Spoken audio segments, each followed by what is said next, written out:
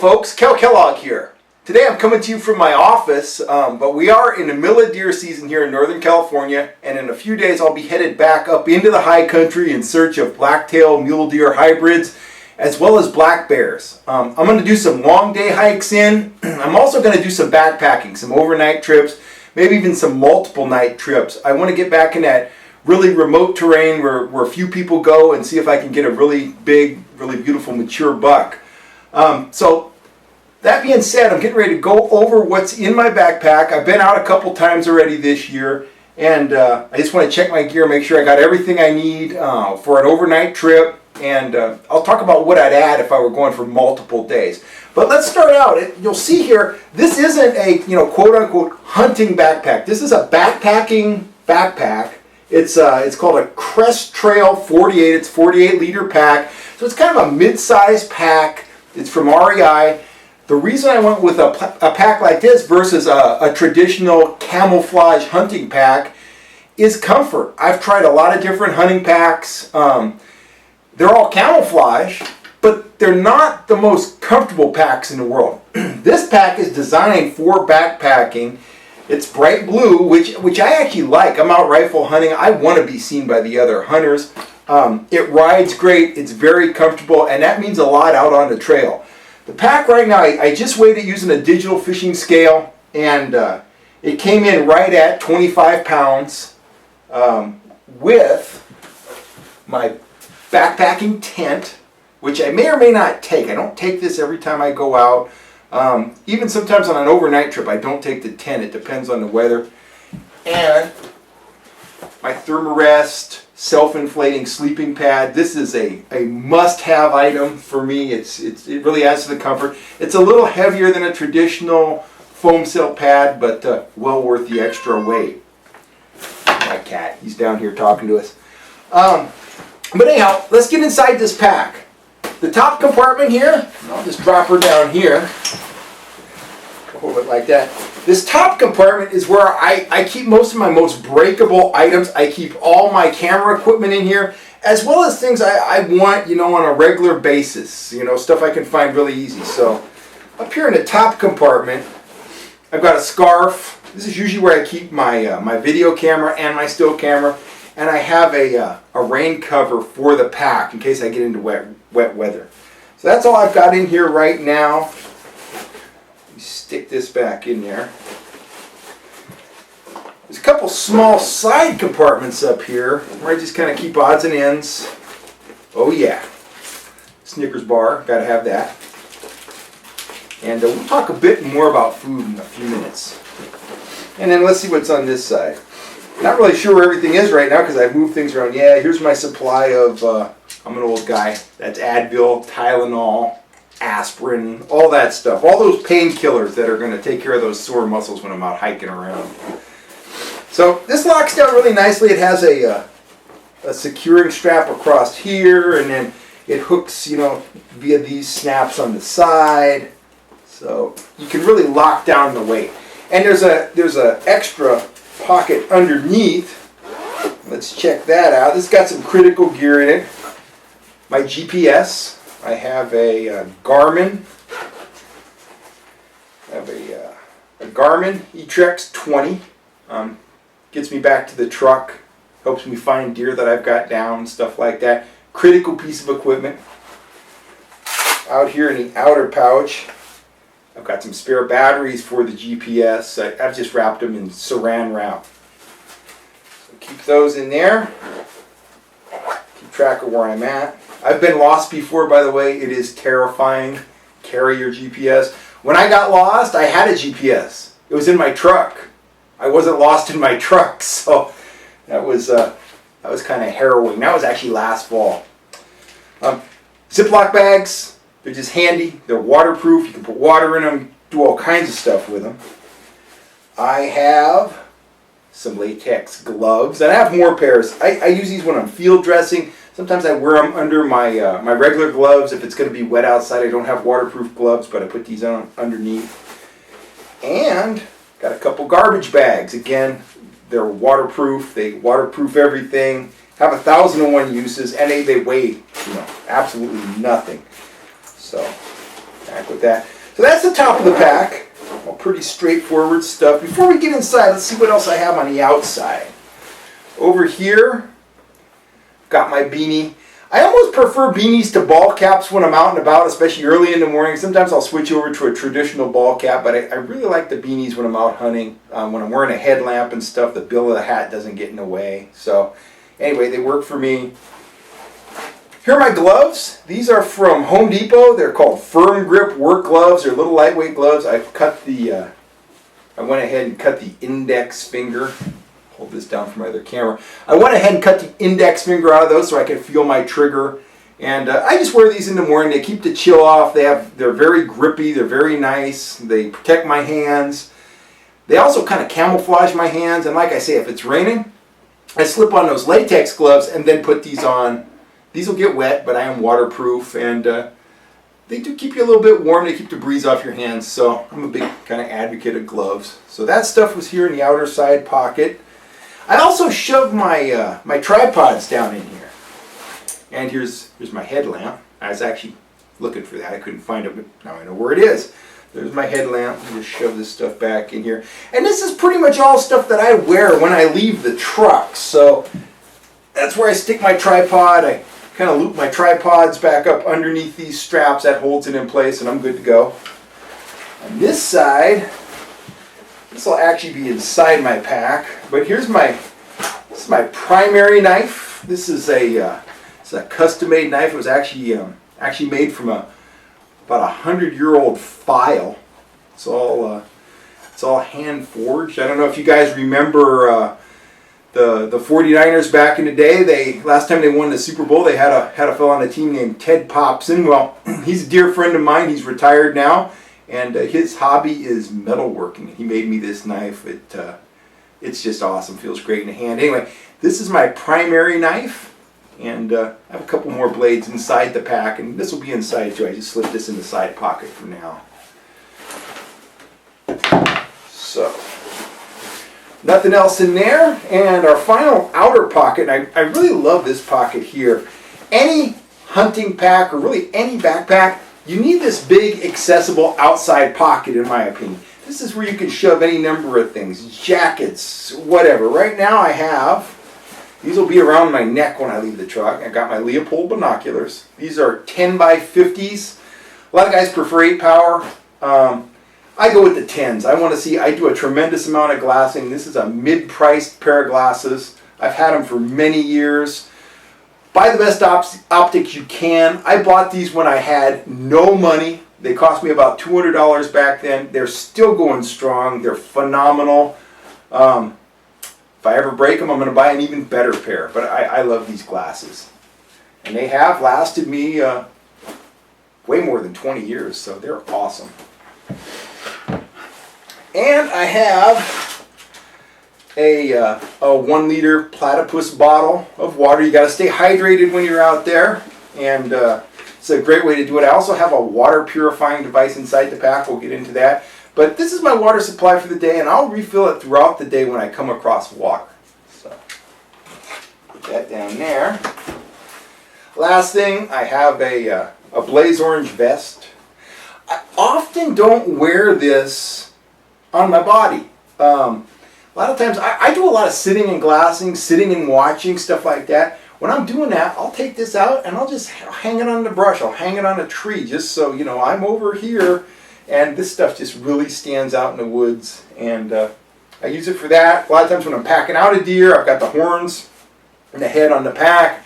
I'll wrap this around. And I also have some orange surveyor's tape inside the pack. So it's good to be seen when you're rifle hunting. And I'm a big advocate of the blaze orange. Incidentally, camouflage, before we get inside the pack. I've been hunting for a long time. A generation ago, nobody wore camo. Today, everybody wears camo. I got to tell you, most big game animals are colorblind. I've not seen a difference. They see movement. They don't really see colors. I've killed deer in bright yellow rain gear, red rain gear, wearing orange vests like that, wearing street clothes, wearing camo. It doesn't seem to make a bit of difference. So anyway, that's my take on camo. Now, for accessing this pack, it's a top loader here. You see the bag there, but there's also a side zipper here, so you can reach inside and access things without going in through the top. For example, I've got my jacket here, just a light jacket. It's a Icebreakers fleece. It doesn't weigh much. It gives, for what it is, it's just a lightweight jacket. It gives a lot of insulation. Really cuts the chill in the morning. It's got good pockets. It's got a breast pocket. It's got side pockets. Just very economical on weight, and it keeps you warm. Toss that down there. And now inside the pack, I pretty much have everything bagged up. We'll open these one at a time. These are, this is my miscellaneous kind of supplies. Got some survival equipment in here, I'm sure. So there's that. Bust into that in a second. This is my kill kit.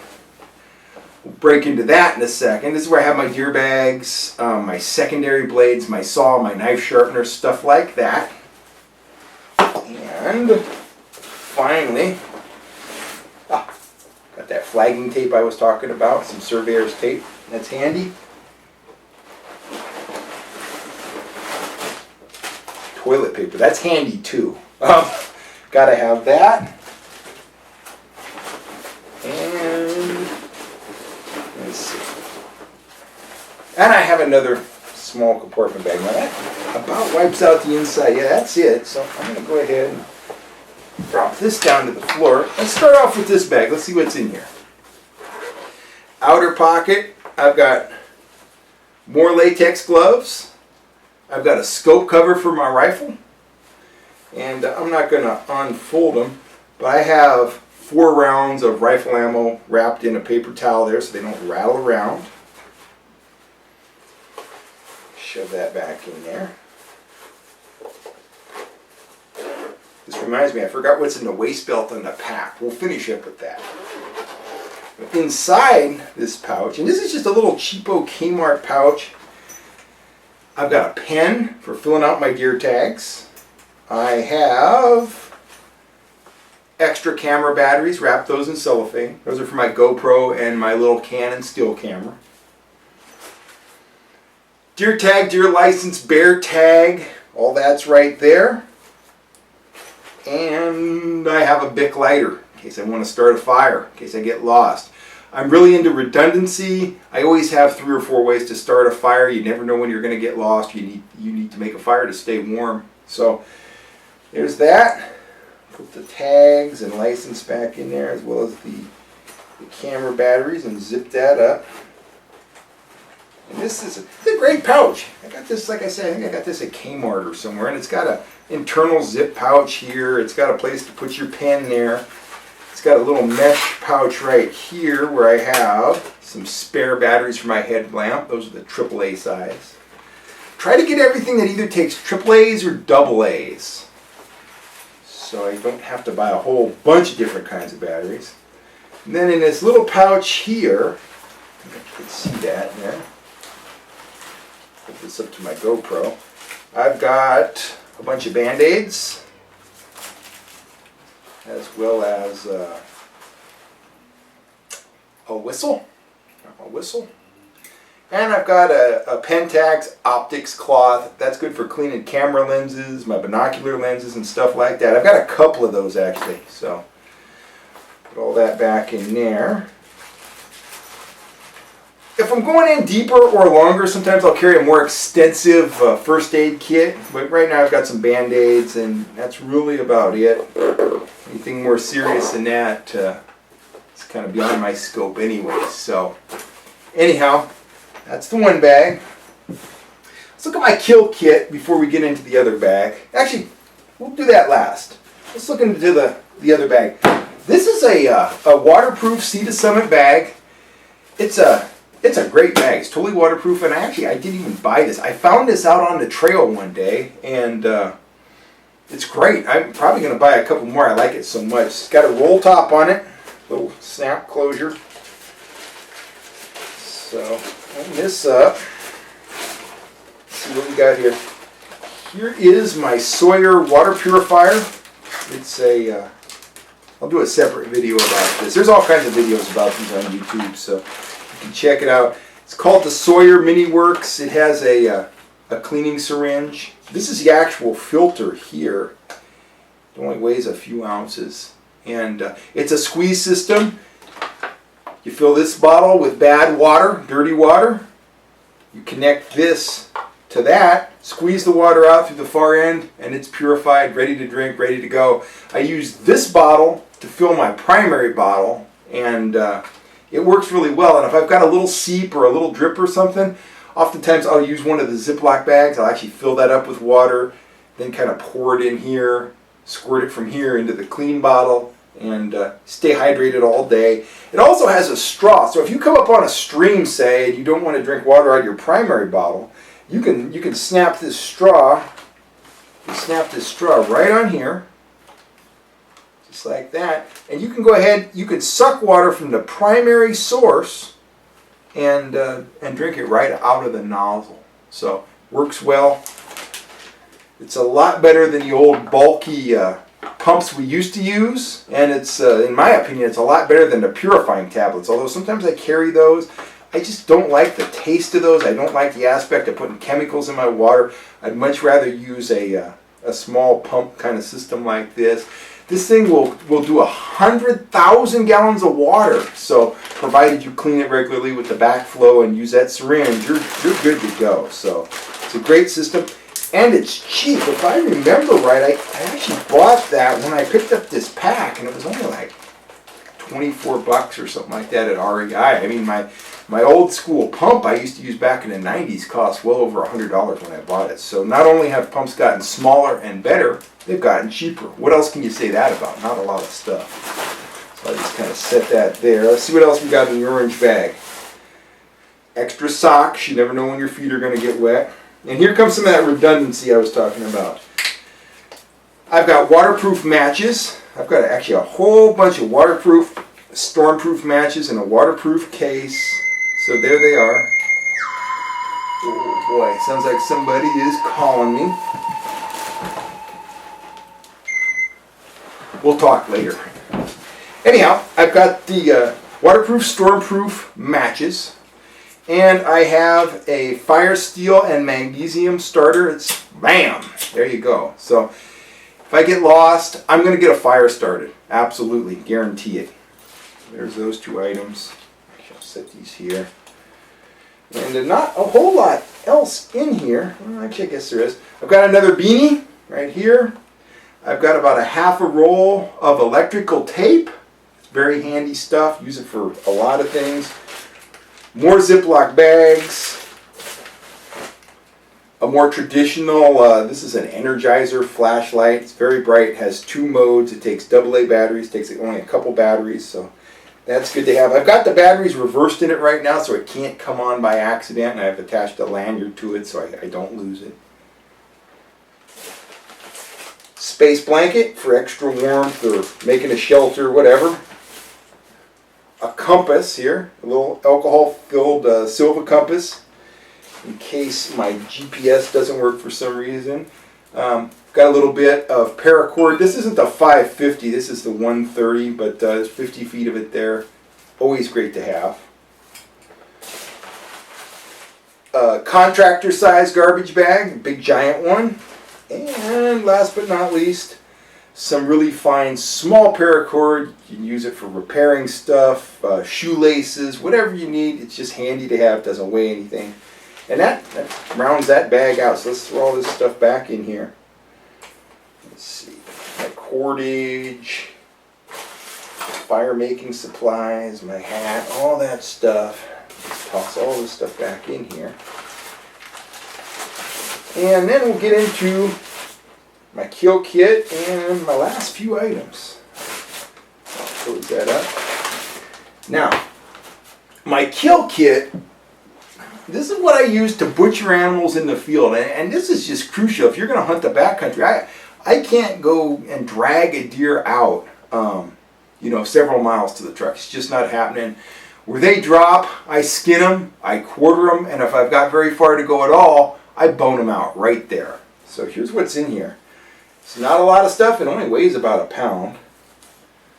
More paracord. This is the good stuff. This is the 550 cord, the heavy duty. I've got a Leatherman rebar. This tool gets the nod for me right now over the Wave because it's lightweight. It's a little bit lighter. It still has the pliers. It has a scalloped edged blade. It has the saw blade, which is very useful for butchering up animals. Even though it's a small saw, it works well. It's got a can opener and a screwdriver. And on this side, it's got your kind of traditional clip point blade. And it also has a file, which is good for various things. And it has a couple other tools here, screwdriver, leather punch, stuff like that. So got the wire cutters in it. So that's just a handy all-around tool. I use this for butchering deer and more. I mean, I use it for fixing stuff, whatever. The sharpener I'm carrying is a Hunter Honer. It works. It's very simple. It works great. It's just 2 steel rods. Very good for field sharpening. And I have a very lightweight SOG folding knife here. And I've butchered a lot of deer with this knife. It weighs almost nothing. So again, I've got redundancy. I've got my big knife. I've got my Leatherman. And I've got this ultra lightweight folder. So I'm pretty well covered in terms of blades. And the only other thing I have in here is I've got 3 48-inch game bags. These are deer bags. They're from Game Bags of Alaska. They're ready to just roll right on a quarter of a deer, or I really prefer to bring out boned meat if I can. So I'll just remove those bones, bag up the meat, get the meat nice and cool. You can hang it in these bags. You can hang it on your pack, but it works great. I've been butchering deer in the field for many years. I've written about it extensively, and it's the way to go. I mean, why waste a bunch of effort bringing out bones and the hide and a bunch of stuff you're not going to use? So it works well for me. A lot of guys are intimidated at the prospects of cutting up a deer in the field on the ground, but give it a try. It's really pretty easy. It's kind of a no-brainer, and you'll never go back, believe me. So carrying a deer out on your back versus trying to drag one is just no comparison. You get the weight on your back, you can go and go and go, and it's very comfortable. It works great. So that's my kill kit. And last but not least, I got a few items here that I forgot to show you. It doesn't feel like there's anything in this side. This is where I might put my wallet, my car keys and stuff. This is a little pouch here on the belt of the pack. But on this side, I can hear them jingling around in there. I have some spare shells for my rifle. I've got an optics cloth here, a bigger one. I've got a deer in distress call from Kerry Calls out of Utah. His calls, he hand makes these calls. Not only are they beautiful, they are deadly effective. I carry this in case I see a bear in the distance. I'll whip this out, start wailing away on this call, and hopefully bring him within range. But that's right here where I can get to it. I have an extra magazine for my 40 caliber Glock, which is the Glock is right here. The Glock is my constant companion. It is very comforting to have when you're spending the night in the woods. It's my secondary firearm in addition to my rifle. It doesn't weigh much, and lots of firepower. Fear no evil when you got your 40 caliber Glock. So there's that. 10 extra rounds in an extra magazine, and I've got 4 extra rounds for my 7mm in here. So that pretty much rounds out my pack. This is the kind of loadout I'll carry for a day hike in. Right now it's pretty warm. So what I've been doing if I'm going to spend the night, let me show you my nighttime gear. I've got the pad. Talked about that. Got the Thermarest pad. I've got the tent. Now, I've spent a lot of time sleeping under a tarp in the woods. It's perfectly comfortable. My only complaint is whenever I'm in the high country, there are a plethora of ants around. And the The last time I slept under a tarp, I had an ant go in my ear. Not cool. Not cool at all. I sleep in a tent. Sometimes I don't put the rain fly on. I just leave it mesh, but it keeps the bugs off you. And I don't like them crawling around on me. So I'd rather carry, this thing weighs about 3.5 pounds. I'll carry the weight. I like a tent. It's warm right now, as I said, so I'm not carrying a sleeping bag. Just carrying this simple red wool blanket, leave my clothes on, wrap up in this blanket. I'm a warm sleeper, so I've been fine. I'm finding this down to, 45 degrees or so inside my tent with my clothes on, with my fleece on. Much colder than that at night. I got to take my sleeping bag. I am going to invest in one of the water treated, water repellent down bags that weigh almost nothing. But right now I'm running with a synthetic fiber bag. It weighs about 4 pounds. It adds substantially to my loadout. And if I can get away with it, I'll run with the blanket. It's more compact. It's easier to deal with. But sometimes who wants to be cold? So if it's going to get chilly, carry the sleeping bag. Make the sacrifice of weight. So that's about it.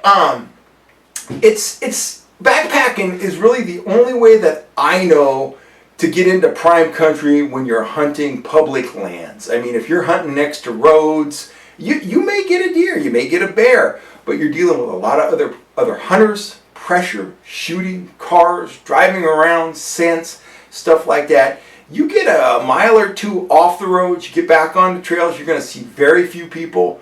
It's very low impact. The animals aren't as spooked. They're more in a kind of a natural state of mind.